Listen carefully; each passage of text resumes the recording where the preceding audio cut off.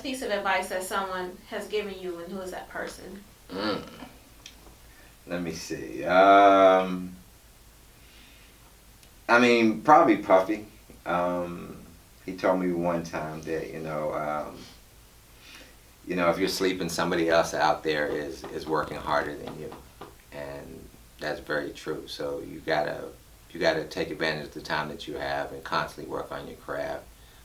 He also was a big fan of repetition and just saying that repetition bleeds confidence, and so that's something that sometimes we take for granted, but if you really think back and look back on your life, you'll notice that you practice that all the time, and sometimes we get a little intimidated by the learning curve, or we're always looking at the big picture and not looking at the steps to get to that.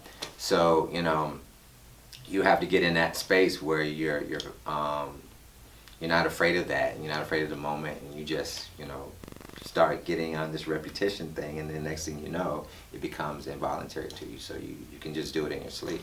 So that's something that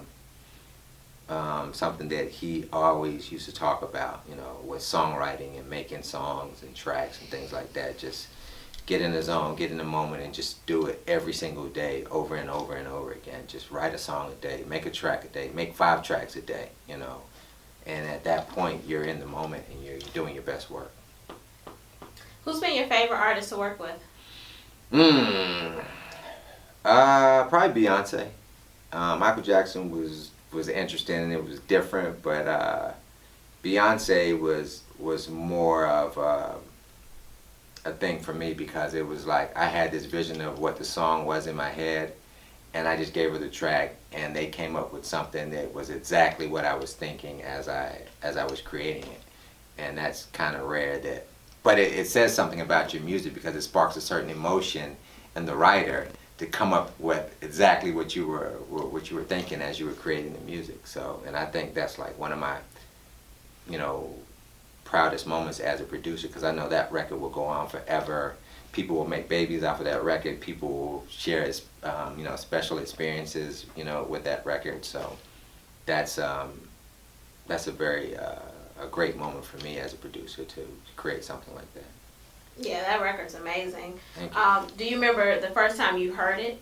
Well, I gave her the track, and I didn't hear from them for like 8 months, and then all of a sudden I get a call in the middle of the night, and they're like, Beyonce's gonna be in the Hit Factory tomorrow, you're mixing the record. I was like, well, mixing what record? She's like, she wrote a record, track number 9, and then I got in the studio and I heard what she did on it, and I was like, oh my gosh, like, it was like, she sounded like Minnie Riperton, and she was just killing it and just brought it to life, and it was just like, it was very erotic, and it was just like everything that I envisioned with the record. So I was just blown away by what she added to the record, and just talking to her, we had a certain chemistry with our approach to making that record.